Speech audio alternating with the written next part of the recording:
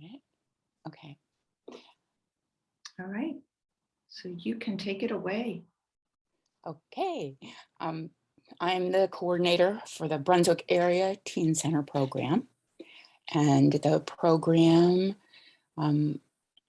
let's see, I've been coordinator for 12 years. The program started it opened in 2005.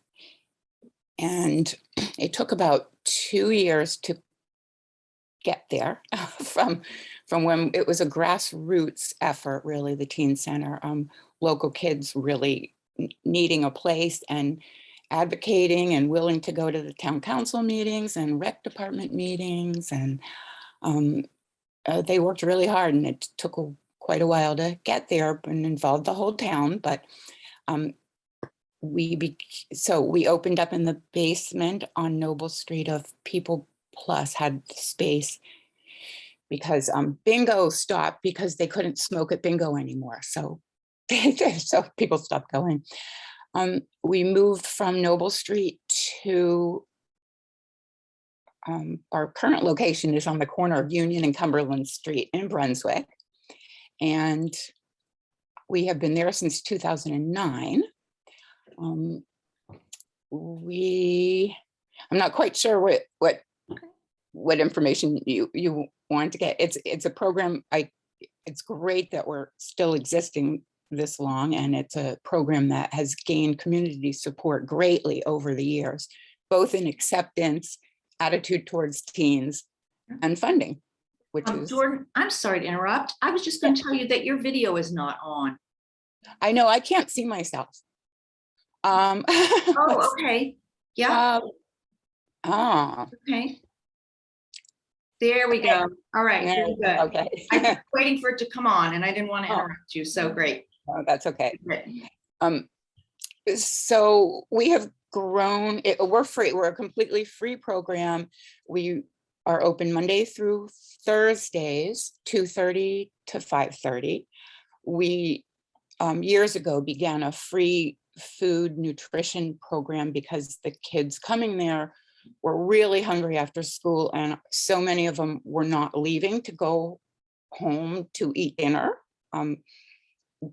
They were going to the library, they were going to be hanging out different places, and they weren't always going to have dinner when they got home. So we do a free snacks, drinks, meals every day. And we have grown immensely to the point where before COVID, we had to start a waiting list. We are in one big room upstairs in the People Plus building. So we started getting 30-ish kids an afternoon. And that was too many for the space that we had as far as noise, having to take turns with the available game systems and just with everything. It wasn't fun anymore for the kids or the staff. So we started a waiting list, and then COVID hit. So, but before COVID, I think one of your questions was who comes there. We've had a big change over the years. When we first moved down to the neighborhood where we are now, it was definitely a very low income, a lot of Section 8 housing. I don't know what they still call it that, but housing vouchers. And we had some, I want to say, tough kids. We had some kids going through some really tough times, I will say. And it was challenging, but it was still fun. And unfortunately, maybe 3 years before COVID hit, there was a big turnover in that neighborhood. Landlords were getting cited for different things, and buildings were getting condemned, and the landlords, too many of them, decided to do the repairs that were needed and then no longer accept housing vouchers for the apartments. So a lot of those families had to move. They don't live in Brunswick anymore. And we now have, anyone can come, anyone in 6th through 12th grade can come to the teen center. We always have quite a mix, more boys than girls. For years, it was more junior high than high school. It's the opposite this year. We've had to limit it to 12 per afternoon with COVID right now, and we'll see how long we have to do that. The kids, I would say that almost every one of the kids that comes there has some kind of difference. They're either their ethnicity, their sexual orientation, they might have a learning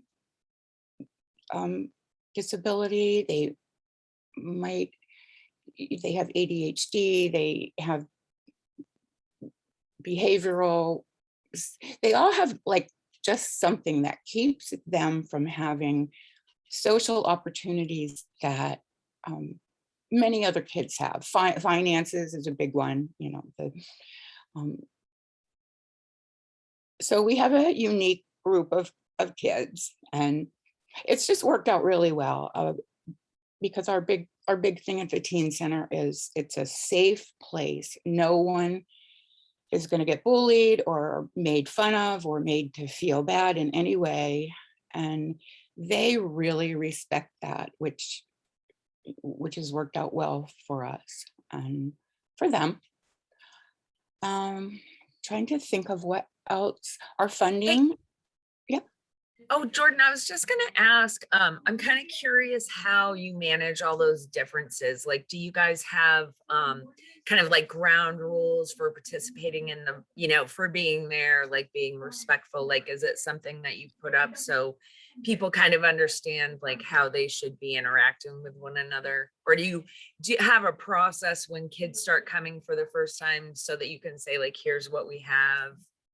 Well, they fill out a sheet. We do have a sheet of rules, but part of that is everyone needs to, you know, feel welcome. And it usually only takes 1 or 2 times there before the kids get the hang of it.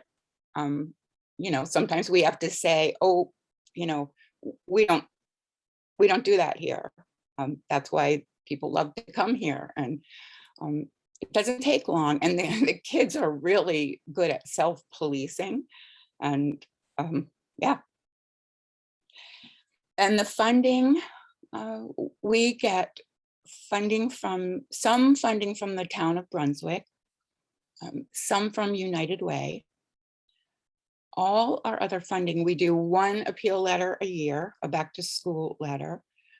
We have 1 fundraiser event every year, and it's always late in April. It's the Gelato Fiasco Scoopathon for 12 hours. Yeah. And that's our fundraiser. And I write grants. So grants, donations, and that, you know, and of course with everyone, the funding dictates, you know, how much we're, right now we have 2 staff.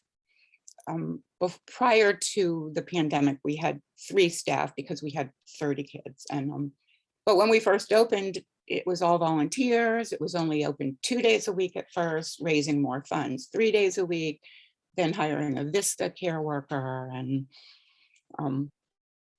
anyway, so the program now, we also have kids coming in with workers from mental health agencies, and they really like it because it doesn't cost anything, and they come in with their clients, and you know, sometimes the clients will interact with the other kids, and other times they'll, you know, we have one who comes in, there's an art table, they just do something they like, and they do usually interact with other kids, but that seems to really be appreciated by the workers who are looking for a place to integrate, you know, clients into socialization. Anything else I haven't hit on? We have this, they come in, they sign in, right now we're still masked and sanitizing. We sign everyone in and what time they get there, and they pretty much hang out with their friends. They eat. One of the first things they do when they come in is eat something. And video games is really popular. Outdoor basketball has become a huge popular thing right now, and they go out every single day, and they think they're a team, and we need t-shirts and some stuff like that. But the some of them will just sit at the food tables because they don't have to wear their mask and turn a TV on and watch YouTube videos. And we have a pool table, lots of craft stuff, lots of games, a lot of computers. And those are heavily used in the summer. Most of the kids now have laptops during the school year, so the computers aren't the biggest thing. But chess, a lot of them play chess. They can do whatever they want. This is what I tell staff when I hire them or volunteers. We are like a fly on the wall in a teen's bedroom, basically. We're there to keep them safe and happy, and we really let them do their own thing and talk about what teens talk about, and that we do a lot of listening. So Jordan, do you share like resources with some kids? You know what I mean? Like as things come up, or if you find that there are areas where you feel like it might be beneficial to say, hey, here's someone that you could talk to if someone brings up something. yeah. Yeah. I actually have that area has quite a few therapists locally, and that they'll send their name over and say, I just want you to know I'm accepting patients, or a lot of them unfortunately don't take main care, but that a lot of the kids are in therapy, the ones that end up in the office really talking, we find out. But over the years, yes, years ago, we had, homeless teens that were bouncing around, and just, we have drawers of socks, and, we had laundry detergent and soap and washcloths, and really it's been great with the older adults that are part of People Plus. They, I think at first the dream was for an intergenerational, but the older adults were afraid of the teens, and the teens were afraid of the older adults. So we've come to a good situation where I write it goes out online every week. There's a peak of the week newsletter, and then we have a printed newsletter every month. And anytime I put something out there, like, we're looking for anything, I'm making this hairbrushes, decks of cards, the older adults will bring them in. I'll find them when I get into work, and it has been great. But a lot of the kids' families do already go right down the street once a week to get their food from Mid-Coast Hunger Prevention Program, which is right in the neighborhood. And we certainly, I mean, there's a homeless youth resource group in our area now who's trying out not border families, I know this, but host families. So, we can connect teens to that. And, there's a clothing bank down the street. We get lots of donations, school supplies, when school starts, we'll get donations of school supplies. The holidays, we are able to pretty much identify what kids really need, somehow. We do something on the holidays for the kids. Yeah, I would say anytime we know of a need, we either try to fulfill it or direct the kids somewhere where it can be fulfilled. So we work with the school counselors, and we have an advisory committee that meets every month. We have, Tom Farrell, he's the director of the Department of Recreation, Parks and Recs for Brunswick, and a school counselor we've had for years. She's not on right now. but I'm in constant communication with her. So the school resource officer, board members, local people, our director, Stacy Frizzle, our director of People Plus is on there. And yeah. Oh, a town councilor is on there. Jordan, do you have many young people who have dropped out of high school? Mm-mm. No.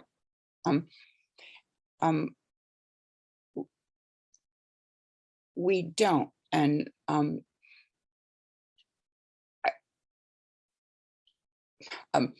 no, we don't. And we really like stress staying in school, and I think the kids know that. And we've had so many Bowdoin College volunteers over the years, which is a really good role model for the kids about the future. And they've been with us as they get ready to go off, their college dorms and starting college. And we have kids who graduate and have come to the Teen Center for years, who go off to college, and they have enough positive examples of school. And we're always like, oh, what did you get for grades? Let's see. Oh, report cards are out, progress reports are out. And they do pretty well in school.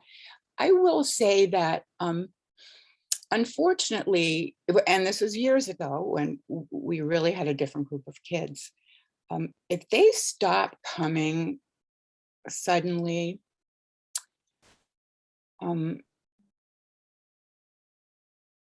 there's usually a reason, and unfortunately it's not usually a good reason. And some of those kids have ended up not, I think they get into drugs and drinking, honestly, which is why they don't come anymore. And some of them don't finish school. But we do what we can, with the ones that come.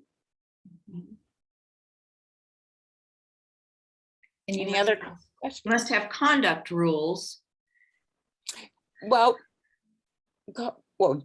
yeah, and we really don't have to.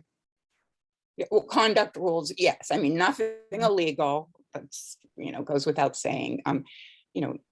Don't mess with other people's stuff. Just we have conduct rules, but I have to say, I just hired a new assistant, and the first thing I had to say honestly to every applicant is, this is a teenage area and they talk about teenage stuff and they swear, and their language is, their language is not what a lot of people would enjoy being around, honestly. And so yes, they can't swear at, so I don't know if this makes sense to you. They can do whatever they want. They can talk whatever they want. They cannot direct it negatively at a person, especially not me. Yeah. Jordan, do people ever, if like someone do you have like a kind of like warning system? Like if someone has trouble, do you ever say like, hey, you can't come tomorrow. I just need you to know, like, you need to stop and think about your behavior. Let's talk about the rules, like that type of stuff. Or do you find that, the kids themselves, and just a reminder, you never have to do that? Or do you have any sort of? Well, I currently have not had to do that for, I'm going to say it's probably been 3 or 4 years, but Awesome. Yeah, I know. Usually if I'll take someone into my office first and, have a little chat.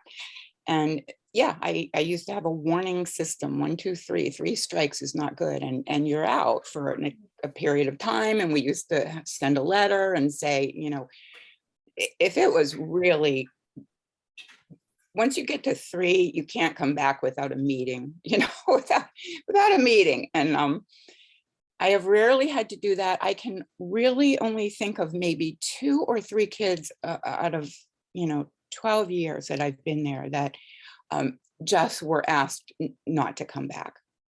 because if one person walks in there and makes it not fun for everyone else, it's not the right place for them to be. So, yeah. Thanks. I was just wondering, I mean, it's nice to hear that it hasn't happened in a long time. Yeah. You know what I Well, mean? Because it's yeah. such an important place for so many kids after school. Well, it doesn't happen because it's really important to them. I mean, it's really important to them, and they don't That's want so good. they don't want to get booted out. And a lot of the kids say they come to avoid siblings, to avoid parents, because they don't want to be home alone. And Now, a lot of kids access it here in Brunswick because Christine and I are kind of based, you know, our agency is in the Brunswick community. And so Okay. we've worked with you before. yeah, And it's just a great place. And since you added food, Yeah. you know what I mean? That's such an important piece because so many of the kids in this area, and just an example, everybody, like I remember Midcoast Hunger Prevention actually does lunches in the summer. Yeah. And it's just kind of crazy because there are like over 600 kids in the Brunswick community who get free or reduced lunch. And in the summer, they don't like serve any of them. And so that like the kids who are getting food at school are no longer getting it. And so by adding it on in yours, they know that at least they're going to get something at school and then they'll get something after because they Yeah. may go home and not get anything. Yeah. You know, so I love that you added that. And, you know, again, it's like picking up, what do you have? Like, you know, just so important. It is definitely a big, I think a lot of the kids would name food as their first or second most important part of the program. Nobody wants to be hangry, Jordan, at No, all. I know. No, We don't like it when I they're don't wanna hangry be. either. No, I know I've been through the process with Jordan before years ago for a young man who wanted to volunteer there and like talking about like what that role would be and what the expectations were. And again, exactly what you're talking about, like they're kids and they're going to talk like kids and we may not like always love the conversations that they're having or saying, but at least you know what they're talking about. Yep. And you know what's on their minds. And if you feel like it's important, you can say, oh, hey, I heard you talking about this. And I just wanted to check in, right? Like, are you okay? Right. Yeah. And also it gives, you know, kids get way too much of their information from other kids. So it gives us an opportunity to say, you know, Give them real information. you know what he just told you is not true, right? You know, Thank God. You know you will never get a girlfriend if you said that to a girl. You know? Right. So it does give us opportunity in a non-invasive, punitive way, you know, to yeah. No, So that's awesome. you said you had the Bowdoin volunteers. Do you still have college students coming in? We haven't since COVID, certainly, because, Okay. well, we actually last summer, there was a Bowdoin fellow. She was doing a fellowship and she was volunteering downstairs with the adult program, doing some things. And she was coming in once a week, I think, or more. Yeah. So, but in general, you know, honestly, since we moved from Noble Street, which is very close to the college, we constantly had groups of Bowdoin students. When we moved downtown, it's been much harder to get Bowdoin students, especially if they don't have cars. Yeah. You know, and Jordan, I heard that Bowdoin, the student community service group is starting back up some of their mentoring things like Bear Buddies and stuff. So you might want to reach back out and see what they can do. Yeah. Yeah. Well, I am in touch with you know, the Common Good group, and they, you know, Bowdoin every year for our a huge part of our fundraiser down at Gelato is we fill 7 to 11 p.m. with Bowdoin College scoopers, teams, entertainment, music groups, you know, some of the acapellas, and so they're a really big part of that. And yeah. But it's hard. They're not around in the summer for the most part, unless they're doing something like a fellowship. And they do have breaks. And so they might be starting some stuff because, yeah, they put a stop to stuff during COVID.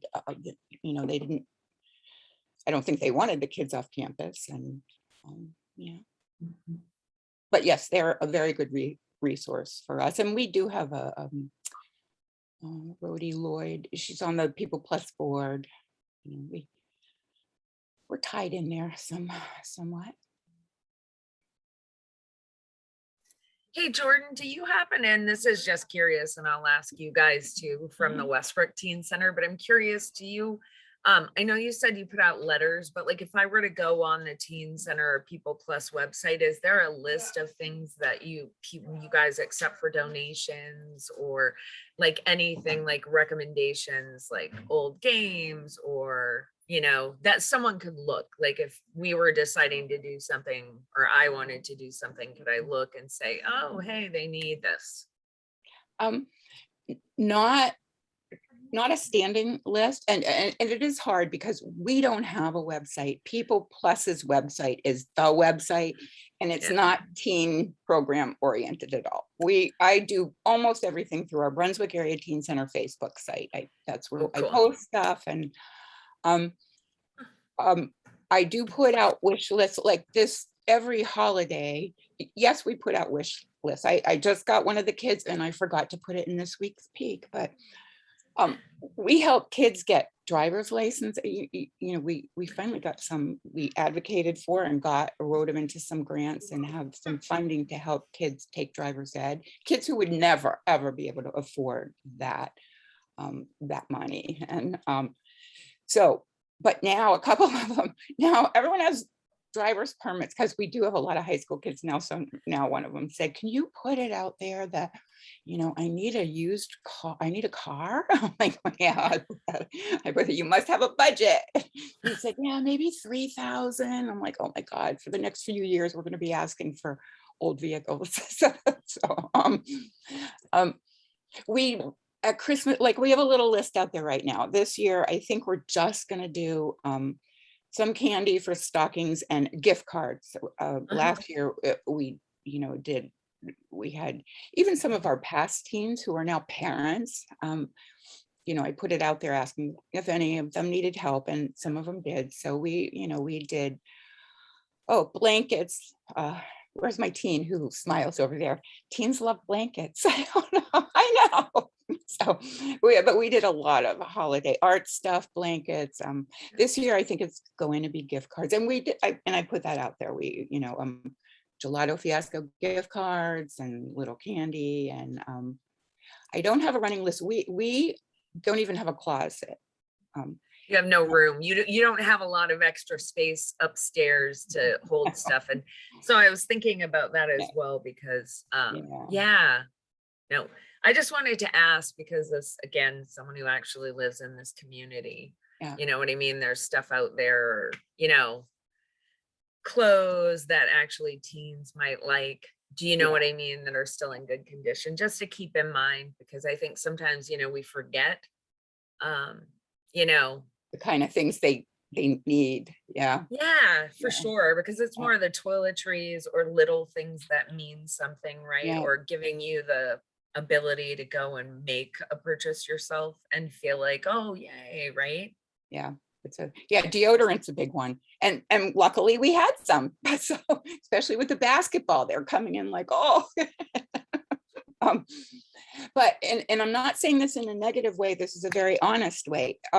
It's hard to juggle stuff sometimes because teens are particular.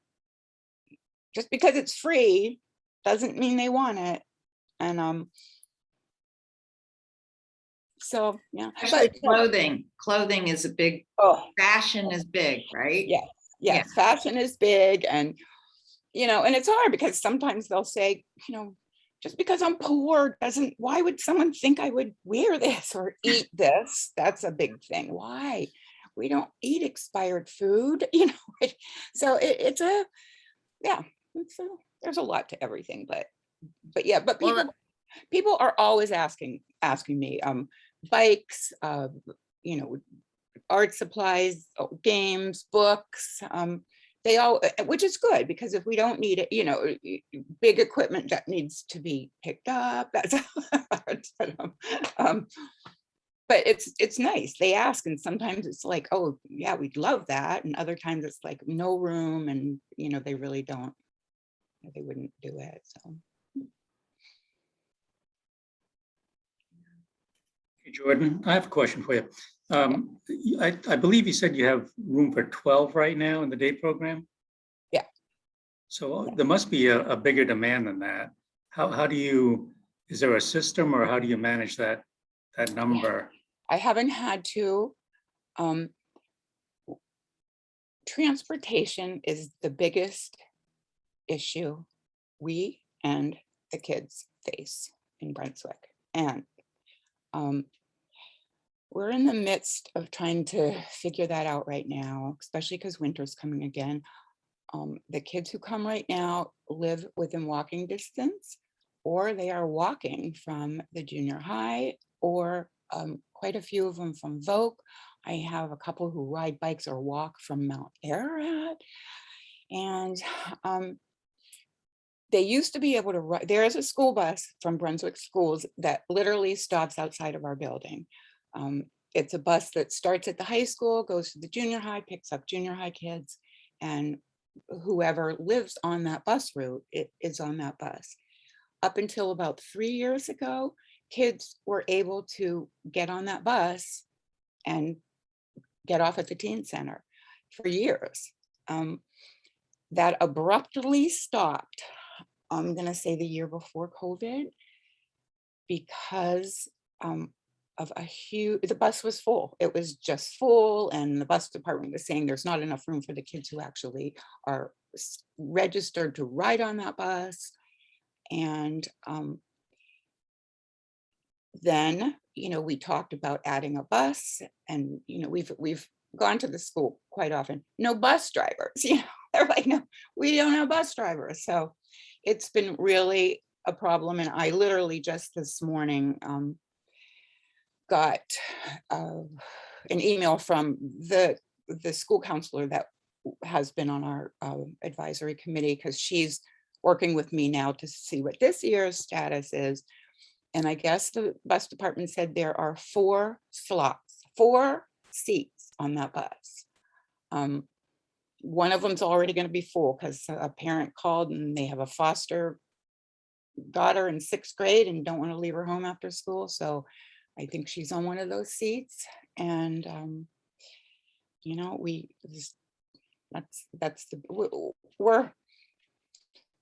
we're working on that right now, because yes, there is a bigger demand. Getting there, it is really hard, and it will get even harder in the winter. We're trying to decide if we want to kind of change to being able to, we always think about getting a van and being able to at least do a pickup.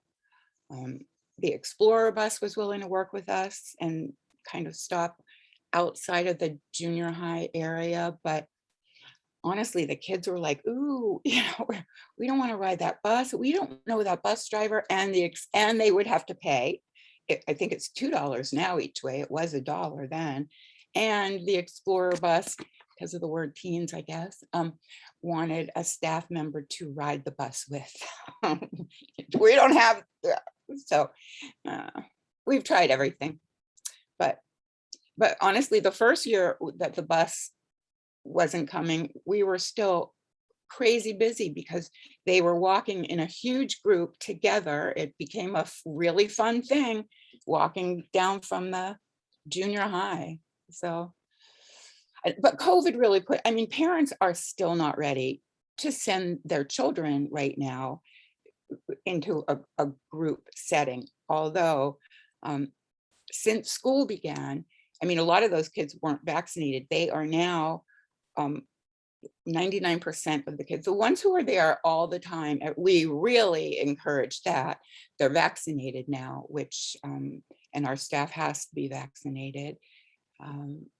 So, that's a big thing, but not all the kids are vaccinated.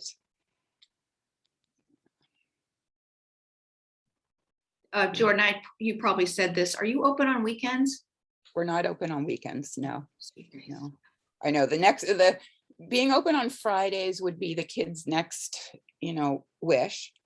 that would, we'd have to increase the budget and the staffing. And right now, the whole building is closed on Friday. So, Friday afternoons. So the whole building is closed on Friday afternoons.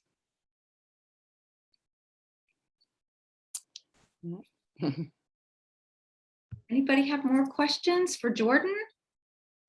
Hi, Jordan. I was just curious if you had any success with mentoring with older teens and younger teens coming in. And the other question I had is there any chance of ownership with some of the students that are there? In other words, the fundraising or anything like that where they could get involved directly? And if you already said that and I missed it, I'm sorry. Excuse me. They certainly would, and it depends on the kids, and they're all different. But yeah, I mean, Gelato Fiasco. I do a field trip down there with them every year, and we talk about. I said your job is to go down there and thank people, and this event is for you, and they love seeing you, and they do that, and they also know that every week. I have to take pictures. She's smiling. And it's like pulling teeth sometimes. And but we talk, we're like this one big family, and we're all in this space, and they know everything. So I tell them, because they'd say, why? Why do we have to, why? And I say, because, people out there donate to us. They donate money, they donate, but they never see you. They want to know what you're doing and what you look like and what the teen center looks like. And that's your part, and so they're really good about that. And mentoring. I will tell you that the young kids who just started in the summer, we usually have young kids start because they're just old enough to start coming, and then school starts and the older kids come in, and the younger kids know some new swear words now. So I'm sorry, but really this summer we kept saying to the younger kids, oh, we hope you're enjoying this because it's going to be really different when the kids come back. And it turns out they already knew them. They just didn't know they could get away with saying them at the teen center. So they will play chess with them. They will, the video games, it's kind of nice to see the older kids will play with the younger kids and teach them how to play pool. So yeah, there's no, you can't really do homework in there because sometimes they'll say, except I now have a young 26-year-old assistant, and she used to teach chess, and she's halfway through college, and so she's really good. She says, I can teach you how to do that. I can do your homework, because they could go downstairs and do their homework. Sometimes they'll do it there, and yeah. But no, other stuff, it all depends on staffing too. And we're so limited on space as far as doing other fundraisers. But, we could do car washes in the parking lot, and they come up with sometimes. So we're at about 2:00. Does anybody have more questions for Jordan? And if not, we'll turn it over to Tina and Tamissa. Anybody else? Thank you so much, Jordan. That was really great info. Oh, you're welcome. Thanks you guys. Amazing My program. interest. Yeah. So for Tina and Tamissa to now be the host, do you know how to make them host? Me? Mm-hmm. No, but you could tell me. Okay. You just, with your cursor, hover over their picture. Okay. And Yep. you'll see more, and then 3 dots. Or a drop down. Yep.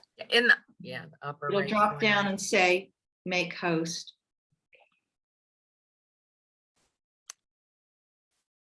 There you go. But you're on mute still. I can unmute them, I think. Oh, did you do it? Got it. Thank you so much, Jordan. It was so wonderful to hear about your program and all that you're doing for them. We completely sat here and we're like, yep, most of everything that you're saying. So it's difficult. It's a hard journey, but it's definitely rewarding at the end of the day. It is. Thank you. I'm Tanessa Chambers. I am the office manager and the Cumberland County Program Director with My Pace Teen Center. I've been with the organization for about 4.5 years. So when I say Cumberland County, I'm talking about our Westbrook location. As we now have a second location where Tina is. Hi everyone, I'm Tina Burns.